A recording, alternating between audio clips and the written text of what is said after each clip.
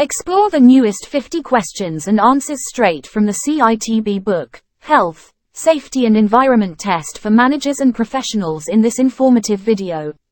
Join our series as we delve into all the essential questions and provide comprehensive answers from this crucial booklet. For seamless navigation through the series, find the link to the next video conveniently placed in the top right corner. Let's enhance your knowledge together. Discover key details about the CSCS test. It's a 45-minute challenge, and clearing at least 45 out of 50 questions is the key to success.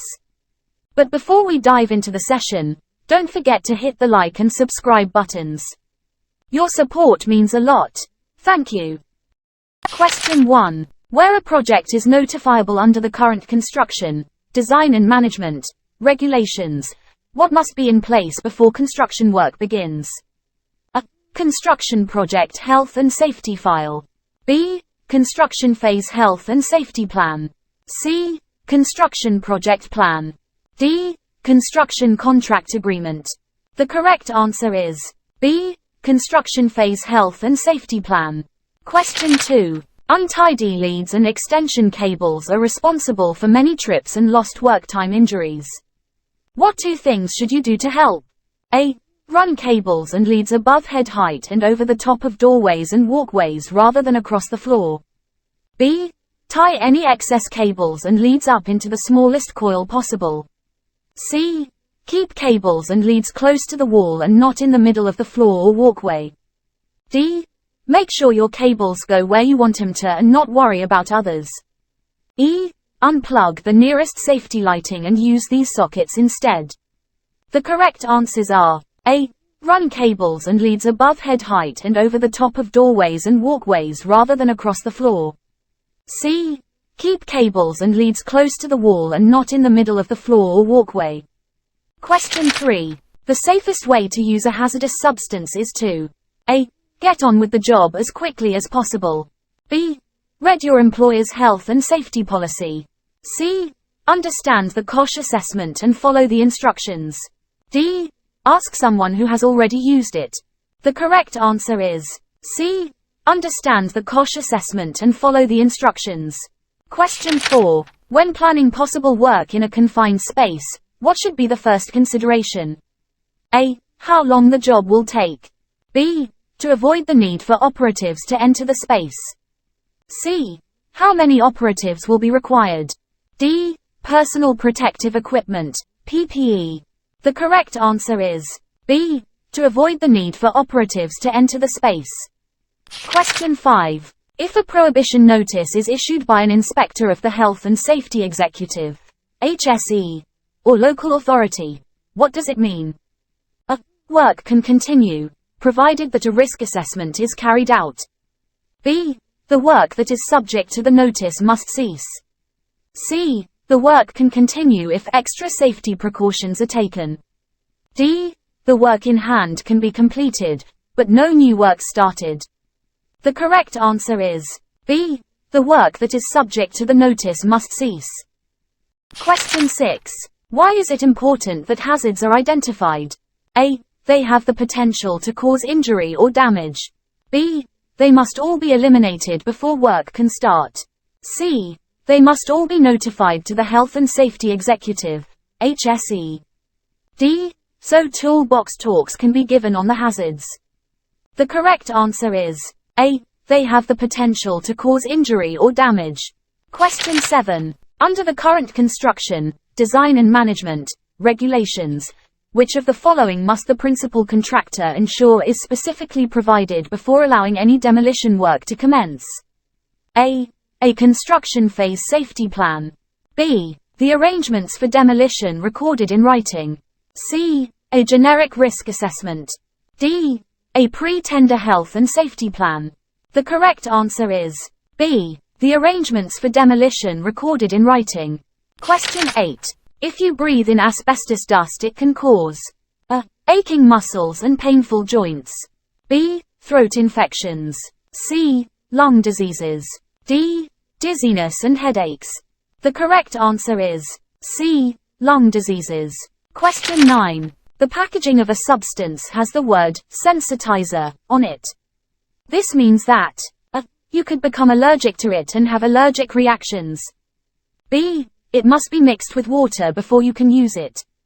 C. It is perfectly safe to use without personal protective equipment, PPE. D. It should not be used under any circumstances. The correct answer is a. You could become allergic to it and have allergic reactions. Question 10. Which two of the following factors must be considered when providing first aid facilities on site? A. The cost of first aid equipment. B. The hazards, risks and nature of the work carried out. C. The number of people expected to be on site at any one time. D. The difficulty in finding time to purchase the necessary equipment. E. The space in the site office to store the necessary equipment. The correct answers are B. The hazards, risks and nature of the work carried out. C. The number of people expected to be on site at any one time. Question 11. The minimum level of first aid cover required at any workplace is an appointed person. Which of the following would you expect the appointed person to carry out? A. Provide most of the care normally carried out by a first aider. B. Provide all of the care normally provided by a first aider. C. Contact the emergency services and direct them to the scene of an accident. D. Only apply splints to broken bones. The correct answer is C. Contact the emergency services and direct them to the scene. Question 12. If there is a fatal accident or a reportable dangerous occurrence on site, when must the Health and Safety Executive, HSE, be informed? A. Immediately. B. Within 5 days. C. Within 7 days. D. Within 10 days. The correct answer is A. Immediately. Question 13. An employer has to prepare a written health and safety policy if A. They employ 5 people or more. B. They employ 3 people or more. C. They employ a safety officer. D. The work is going to last more than 30 days. The correct answer is A. They employ 5 people or more. Question 14. Before allowing a lifting operation to be carried out, you must ensure that the sequence of operations to enable a lift to be carried out safely is confirmed in A. The crane hire contract. B. An approved lifting plan or method statement. C. A lifting operation toolbox talk. D. A risk assessment. The correct answer is B. An approved lifting plan or method statement. Question 15. A COSH assessment tells you how A. To lift heavy loads and how to protect yourself. B. To work safely in confined spaces. C. A substance might harm you and how to protect yourself when you are using it. D. Noise levels are assessed and how to protect your hearing. The correct answer is C. A substance might harm you and how to protect yourself when you are using it. Question 16. If you think you have found some asbestos, the first thing you should do is A. Stop work and warn others. B. Take a sample to your supervisor. C. Put the bits in a bin and carry on with your work. D. Find the first aider. The correct answer is A. Stop work and warn others. Question 17. In considering what measures to take to protect people against risks to their health and safety, personal protective equipment, PPE, should always be regarded as A. The first line of defense. B. The only practical measure. C. The best way to tackle the job. D. The last resort. The correct answer is D. The last resort. Question 18. In deciding what control measures to take, following a risk assessment that has revealed a risk, what measure should you always consider first? A. Make sure personal protective equipment, PPE, is available. B. Adapt the work to the individual. C. Give priority to measures that protect the whole workforce. D. Avoid the risk altogether if possible. The correct answer is D. Avoid the risk altogether if possible. Question 19. In the context of a risk assessment, what does the term risk mean? A. Something with the potential to cause injury. B. An unsafe act or condition. C. The likelihood or chance that a hazard could actually cause harm or damage. D. Any work activity that can be described as dangerous. The correct answer is C. The likelihood or chance that a hazard could actually cause harm or damage. Question 20. What is the purpose of using a permit to work system? A. To ensure that the job is being carried out properly. B. To ensure that the job is carried out by the easiest method. C. To enable tools and equipment to be properly checked before work starts. D. To establish a safe system of work. The correct answer is D. To establish a safe system of work. Question 21. Employers must prevent exposure of their workers to substances hazardous to health, where this is reasonably practicable. If it is not reasonably practicable, which of the following should be considered first? A. What instruction, training and supervision to provide? B. What health surveillance arrangements will be needed? C. How to minimize risk and control exposure? D.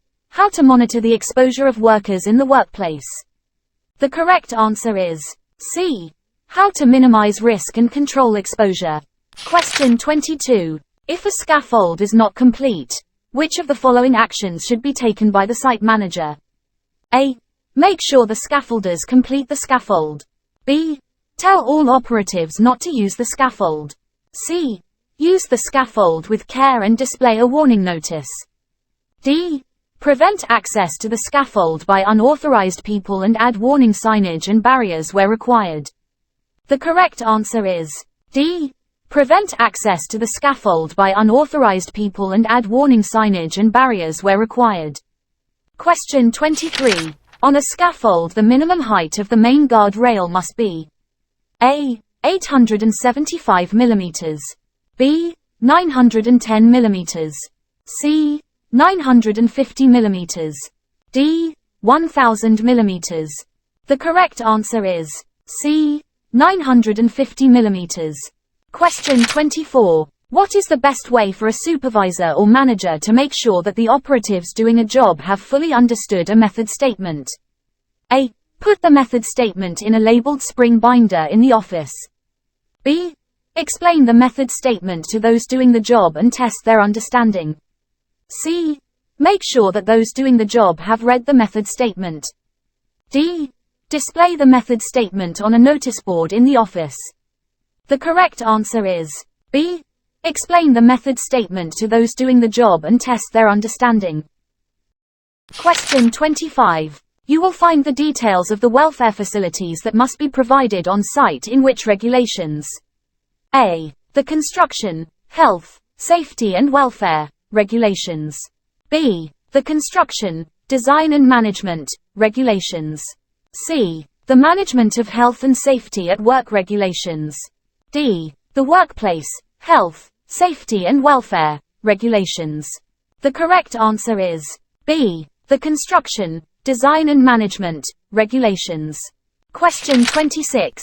What is regarded as the last resort in the hierarchy of control for operative safety when working at height? A. Safety harness. B. Mobile elevating work platform, MEWP. C. Mobile tower scaffold. D. Access tower scaffold. The correct answer is A. Safety harness. Question 27. Under the requirements of the work at height regulations, the minimum width of a working platform must be A. Suitable and sufficient for the job in hand. B. 2 scaffold boards wide. C. 3 scaffold boards wide. D. 4 scaffold boards wide. The correct answer is A. Suitable and sufficient for the job in hand. Question 28. Someone near you is using a disc cutter to cut concrete blocks. What 3 immediate hazards are likely to affect you? A. Flying fragments. B. Dermatitis. C. Harmful dust in the air. D. High noise levels. E. Vibration white finger. The correct answers are A. Flying fragments. C. Harmful dust in the air. D. High noise levels. Question 29. What should be included in a safety method statement for working at height? Give 3 answers. A. The cost of the job and time it will take. B. The sequence of operations and the equipment to be used. C. How much insurance cover will be required? D. How falls are to be prevented? E. Who will supervise the job on site? The correct answers are B. The sequence of operations and the equipment to be used. D. How falls are to be prevented. E. Who will supervise the job on site? Question 30. Look at these jobs. Which two are likely to need a hot work permit? A. Cutting steel with an angle grinder. B. Soldering pipe work in a central heating system. C. Refueling a diesel dump truck. D. Replacing an empty liquefied petroleum gas cylinder with a full one. E. Using the heaters in the drying room. The correct answers are A. Cutting steel with an angle grinder. B. Soldering pipe work in a central heating system. Question 31. When do you need to check tools and equipment for damage? A. Each time before use. B. Every day. C. Once a week. D. At least once a year. The correct answer is A. Each time before use. Question 32. When you walk across the site, what is the best way to avoid an accident with mobile plant? A. Keep to the designated pedestrian routes. B. Ride on the plant. C. Get the attention of the driver before you get too close. D. Wear high-vis clothing. The correct answer is A. Keep to the designated pedestrian routes. Question 33. Why should you try to use battery-powered tools rather than electrical ones? A. They are cheaper to run. B. They will not give you an electric shock. C. They will not give you hand-arm vibration. D. They do not need to be tested or serviced. The correct answer is B. They will not give you an electric shock. Question 34. What does a hot work permit not tell you? A.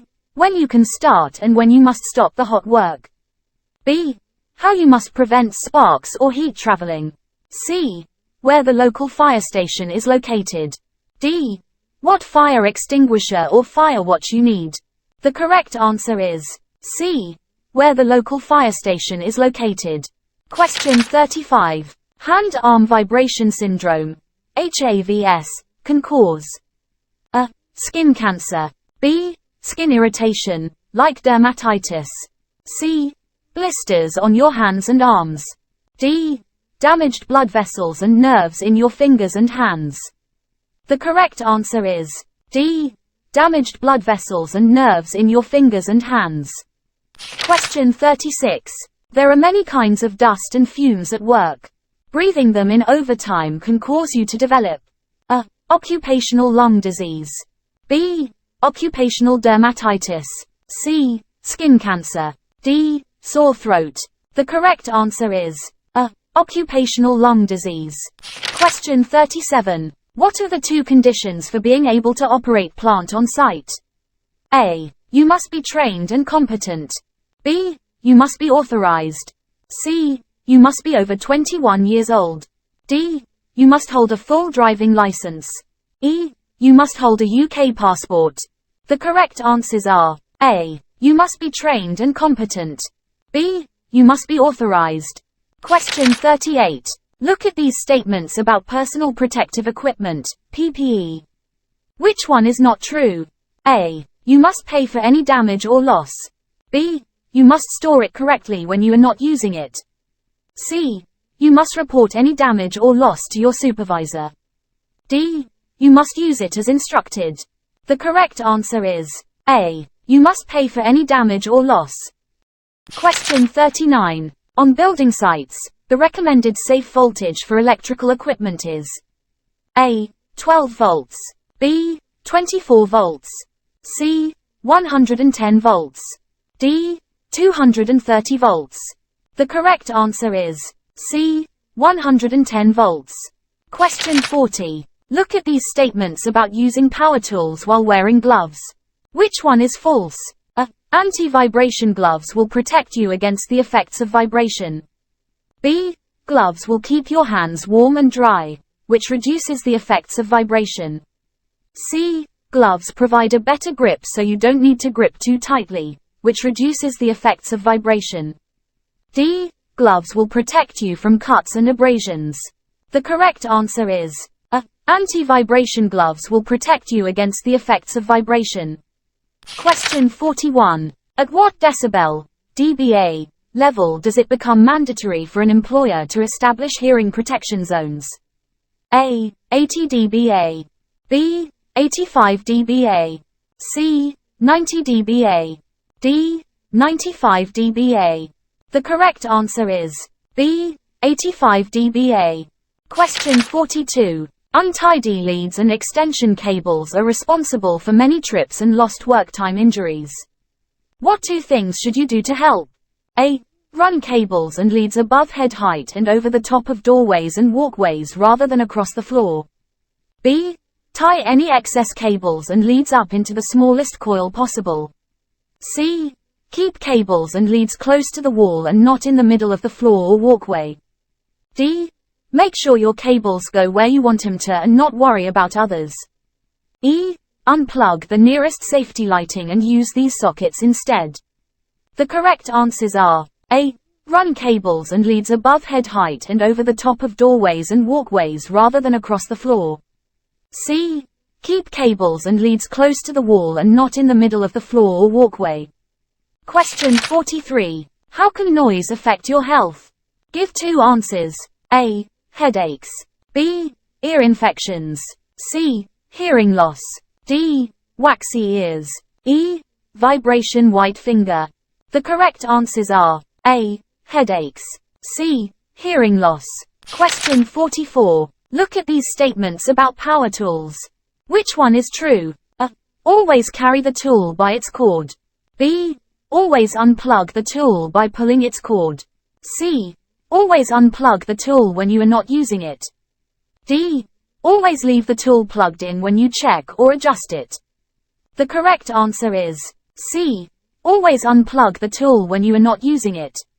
Question 45. If you drop your safety helmet from height onto a hard surface, you should A. Have any cracks repaired then carry on wearing it. B. Make sure there are no cracks then carry on wearing it. C. Work without a safety helmet until you can get a new one. D. Stop work and get a new safety helmet. The correct answer is D. Stop work and get a new safety helmet. Question 46. Before you lift a heavy load you should always try to A. Stand with your feet together when lifting. B. Bend your back when lifting. C. Carry the load away from your body, at arm's length. D. Divide large loads into smaller loads or use lifting equipment. The correct answer is D. Divide large loads into smaller loads or use lifting equipment. Question 47. Why is methane gas dangerous in confined spaces? Give two answers. A. It can explode. B. It makes you hyperactive. C. You will not be able to see because of the dense fumes. D. It makes you dehydrated. E. You may not have enough oxygen to breathe. The correct answers are A. It can explode. E. You may not have enough oxygen to breathe. Question 48. Which two actions could help minimize waste? A. Reuse offcuts, such as half bricks, as far as possible, rather than discarding them. B. Use new materials, packs at the beginning of each day. C. Leave bags of cement and plaster out in the rain, unprotected. D. Only take or open what you need and return or reseal anything left over. E. Always take much more than required, just in case you need it. The correct answers are A. Reuse offcuts, such as half bricks, as far as possible, rather than discarding them. D. Only take or open what you need and return or reseal anything left over. Question 49. Which three of the following should be included in a method statement? A. The materials, tools and equipment needed. B. The people involved and the level of competency and training required. C. The directions to the site. D. The order and correct way the work should be done. E. The risks you can take. The correct answers are A. Other workers will tell you. B. The Health and Safety Executive, HSE, will tell you. D. The order and correct way the work should be done. Question 50. A permit to work allows A. the emergency services to come onto the site after an accident. B. Certain jobs to be carried out safely under controlled conditions. C. Health and Safety Executive, HSE, inspectors to visit the site. D. Untrained people to work without supervision. The correct answer is B. Certain jobs to be carried out safely under controlled conditions. Fantastic job! You've finished this session successfully. Keep the momentum going by moving on to the next video in this series. Link available in the top right corner of this video.